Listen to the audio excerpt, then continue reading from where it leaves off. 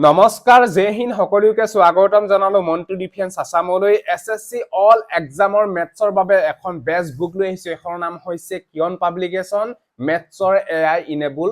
book এই বুকখন যদি আপোনালোকে লৈ পিনে ভালকে পঢ়ে তেতিয়াহলে এসএসসি যিকোনো এক্সামতে মেথছৰ কোৱেশ্যনসমূহ আপোনালোকে কৰিবলৈ একেবাৰে সুবিধা হ'ব ইয়াতে চেপ্টাৰ ওয়াইজ টাইপ ওয়াইজ লগতে সলভ পেপাৰ পাব আৰু লগতে আপোনালোকে ফ্ৰী অনলাইন মক টেষ্ট দিবলৈ হলে আপোনালোকে গুগলত সাৰ্চ কৰিব www.kionpaper.com